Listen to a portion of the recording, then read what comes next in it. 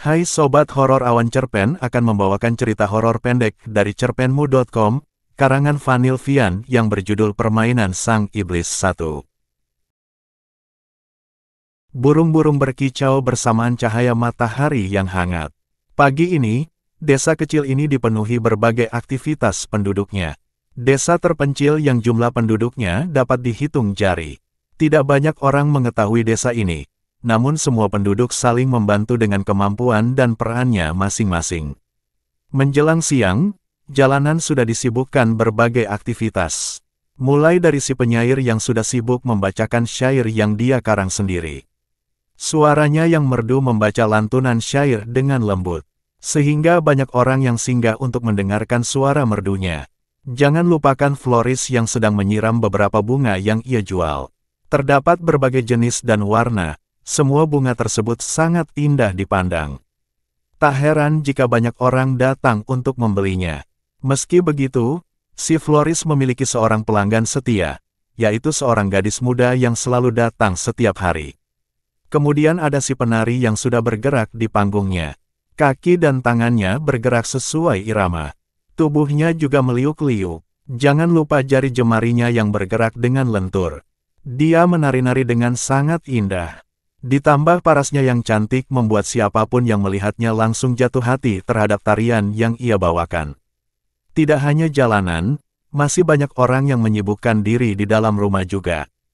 Seperti si pelukis ini, bisa dibilang bahwa dia adalah seseorang yang antisosial dan apatis. Oleh karena itu, ia lebih suka menghabiskan waktunya di rumah. Tangannya yang memegang kuas sibuk bergerak ke sana kemari. Menggores kanvas dengan cat demi menghasilkan sebuah karya seni yang indah. Memang butuh waktu lama untuk membuatnya, tapi ketika lukisan ini selesai, pasti akan memiliki nilai jual yang tinggi.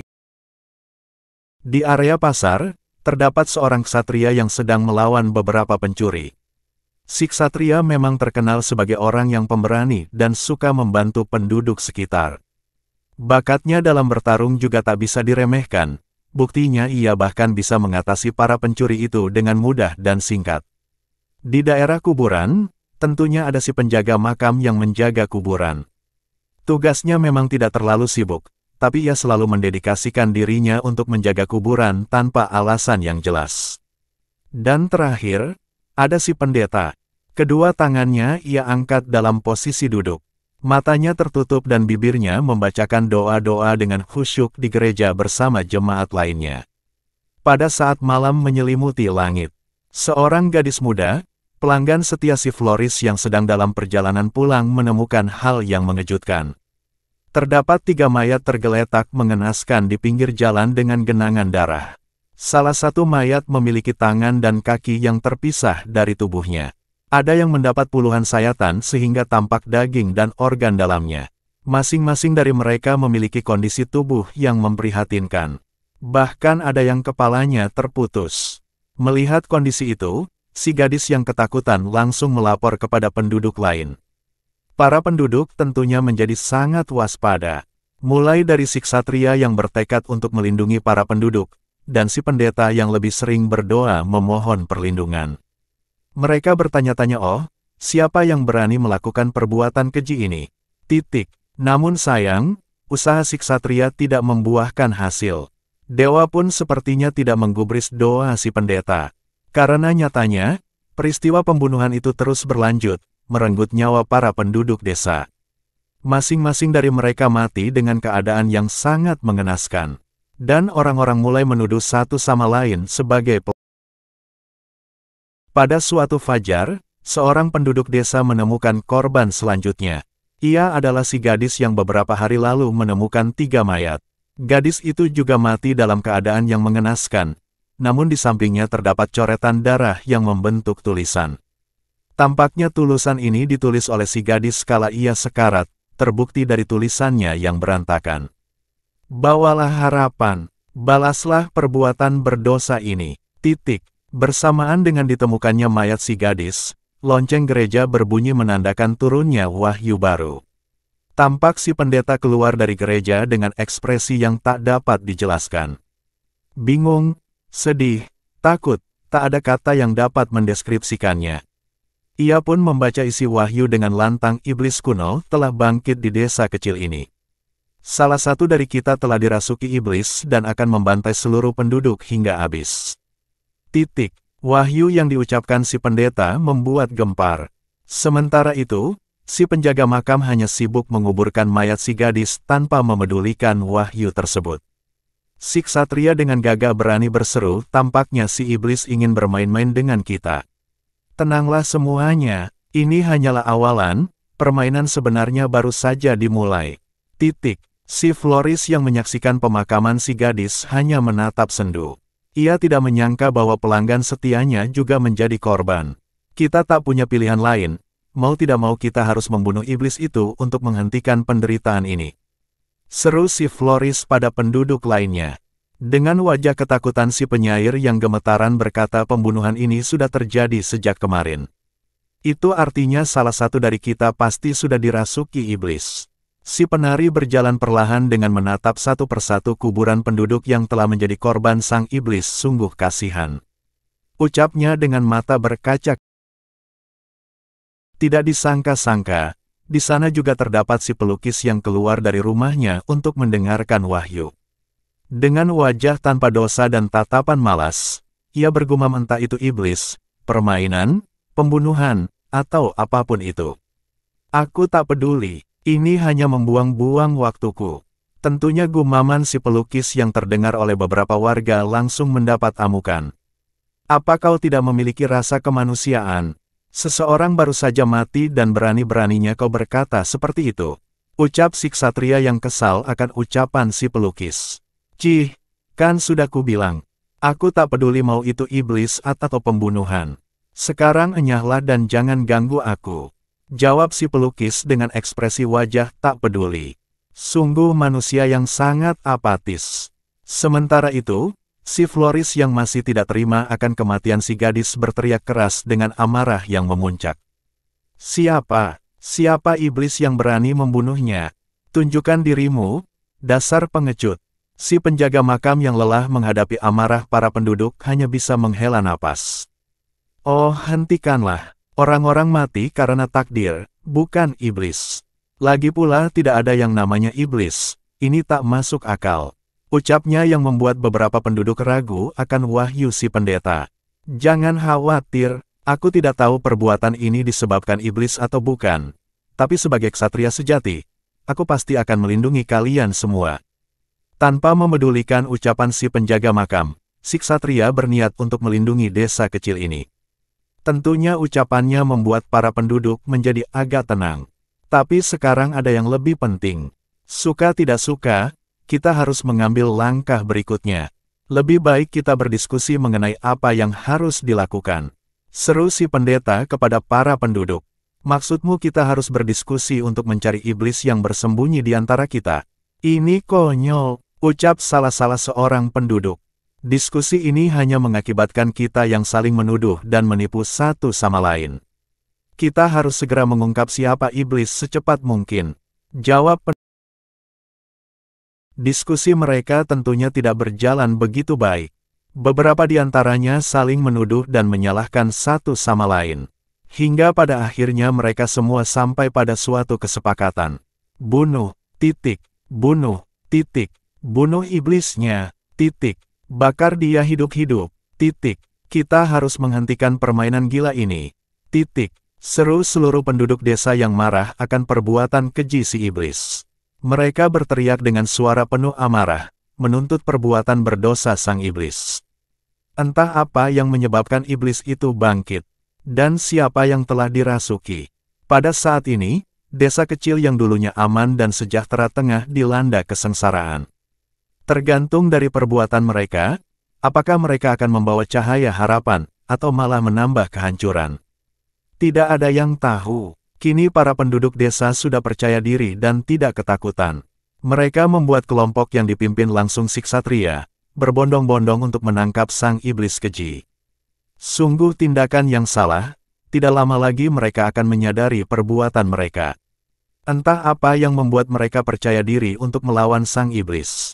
Apakah itu kesombongan? Tampaknya mereka sudah mendapat balasan yang setimpal. Di keesokan harinya, Kelompok tersebut ditemukan terbunuh. Mayat mereka bergeletakan di jalanan. Siapapun yang melihat pemandangan mengerikan ini pasti langsung gemetaran. Ini adalah pembunuhan massal yang hanya terjadi dalam semalam, hanya menyisakan belasan penduduk yang masih hidup. Di antara mereka yang mati mengenaskan, tampaknya si ksatria mendapatkan kematian yang paling sengsara. Tubuhnya sudah digerogoti anjing liar, yang tersisa hanyalah kepalanya yang tertusuk pedang kesayangannya. Kemampuan bertarungnya tidak dapat menyelamatkannya dari tindakan sombongnya, sehingga iblis yang langsung datang menghukumnya.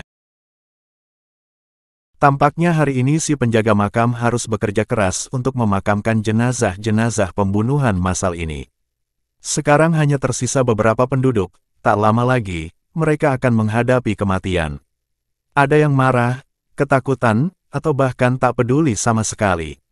Sayangnya sang iblis sudah membunuh si ksatria. Aku tahu kalian semua pasti ketakutan, tapi kita harus segera bertindak. Dia tidak akan berhenti sampai kita semua mati. Ucap si pendeta dengan lantang, mencoba meyakinkan para penduduk bahwa semua akan baik-baik saja. Si Floris yang tidak rela akan kematian si ksatria hanya bisa marah-marah dan mengutuk sang iblis. Si penari sudah tidak kuat dengan penderitaan ini berkata, jika permainan ini terus berlanjut, kita semua bisa mati. Ucapan si penari memang benar. Meski beresiko tinggi, akan kuusahakan untuk menangkap iblisnya malam ini. Jawab si pendeta menenangkan penduduk lainnya. Sial, aku pasti akan membalas perbuatan iblis itu. Tambah si penyair yang ketakutan, meski gemetaran, ia tetap bertekad untuk menangkap iblisnya. Lagi-lagi si pelukis yang tidak peduli dengan pembantaian ini malah memperburuk suasana. Sudahlah, hentikan usaha sia-sia ini. Lupakan saja iblis itu. Toh kita semua akan mati. Ucapnya dengan santai. Si penyair yang terpancing emosi menjawab, apa-apaan? Bagaimana kau bisa setenang itu setelah melihat orang-orang mati? Apa jangan-jangan kau iblisnya? Si pelukis yang tidak terima dituduh menyangkal. Jangan sembarangan menuduh, aku hanya menyarankan solusi terbaik.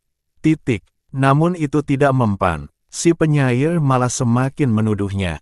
Aku tahu itu, aku tahu sejak awal. Kau itu iblisnya. Si pelukis semakin marah-marah, melanjutkan perdebatan hingga ada suara yang melerai mereka. Hentikan, bukan saatnya untuk menyalahkan satu sama lain. Kita harus menangkap iblisnya sekarang. Ucap si penari menghentikan mereka. Di tengah perdebatan mereka, si penjaga makam mengucapkan sesuatu. Saat memakamkan si ksatria, aku menemukan sesuatu yang aneh. Ucapannya membuat semua orang menatapnya dengan penasaran. Aku menemukan kalung si Floris di tangan ksatria. Bukannya menuduh, tapi bukankah ini aneh? Lanjutnya, orang-orang yang mengerti maksud si penjaga makam langsung menoleh dan menatap ke arah Floris dengan curiga. Dengan mata yang bergetar ketakutan, si Floris pun berusaha menjelaskan dengan terbata-bata. Tunggu, aku bukan iblisnya. Sebenarnya si ksatria adalah kekasihku, dan aku memberikan kalungku sebagai jimat pelindung. Sungguh, percayalah, dengan nada tinggi, si penyair memotong ucapannya omong kosong. Kau pasti pelakunya, dasar iblis. Si penari menutup mulutnya dengan tatapan tidak percaya. Ya ampun, tak kusangka. Kini semua orang sudah menganggap si Floris sebagai iblisnya. Tak peduli berapa kali pun ia menyangkal, tak ada yang percaya. Si pendeta yang ikut terpengaruh suasana pun langsung membuat keputusan dengan lantang. Tangkap dia, dan bakar iblis itu hidup-hidup. Dengan tatapan kaget, dan tubuhnya yang gemetaran, si Floris berteriak, tidak, tunggu. Itu bukan aku, sungguh, aku dijebak, si penjaga makam adalah iblisnya, bukan aku. Tak ada seorang pun yang mempercayainya. Tubuhnya yang ditahan orang-orang membuatnya tak berdaya sedikit pun. Untuk merayakan kemenangan dan meminta perlindungan kepada dewa, akan lebih baik jika kita melakukan ritual pembersihan bersamaan dengan dibakarnya iblis keji itu. Usul si pendeta, hal ini dilakukan untuk menyucikan jiwa para penduduk dan menghindari kemungkinan si iblis untuk merasuki tubuh lain. Dengan tubuh yang diikat pada sebuah batang pohon, si Floris dibakar hidup-hidup oleh para penduduk tanpa belas kasihan. Tak peduli berapa kali ia memohon, berapa banyak air mata dikeluarkan, tak ada yang mempercayainya. Karena terungkap sebagai iblisnya, ia mati dengan menanggung dosa-dosanya. Teriakan dan isak tangis si Floris sudah seperti alunan musik yang melatar belakangi ritual pembersihan. Semua penduduk warga berlutut di hadapan ia yang disiksa. Kepala mereka disiram perlahan menggunakan air suci. Mata menutup perlahan sambil mengikuti arahan sang pendeta untuk berdoa. Pada akhirnya kita berhasil menangkap iblisnya. Dan sebagai penebusan dosa, kita melaksanakan ritual ini. Tapi setidaknya kita dapat membawa harapan dan membalas dosa sang iblis kejam. Iblis yang pantas dihukum atas dosa-dosanya. Iblis malang yang dibakar hidup-hidup. Tapi kita tak punya pilihan lain, kita harus menghentikan permainan gila ini. Ucap si pendeta yang memulai ceramah suci di tengah-tengah ritual. Para penduduk yang telah menyucikan jiwa mereka dengan air suci menutup mata perlahan. Masih dalam keadaan berlutut, mereka mengangkat kedua tangan. Tanpa memedulikan teriakan minta tolong si Floris yang memekakkan telinga, mereka seolah-olah menjadi tuli. Dengan tangan gemetaran, para penduduk berdoa meminta perlindungan dewa. Malam itu menjadi malam dengan pemandangan yang agak mengerikan. Para penduduk yang berlutut berdoa pada dewa, sambil menyaksikan iblis yang dibakar hidup-hidup. Tak ada seorang pun yang bisa melupakan kejadian saat itu.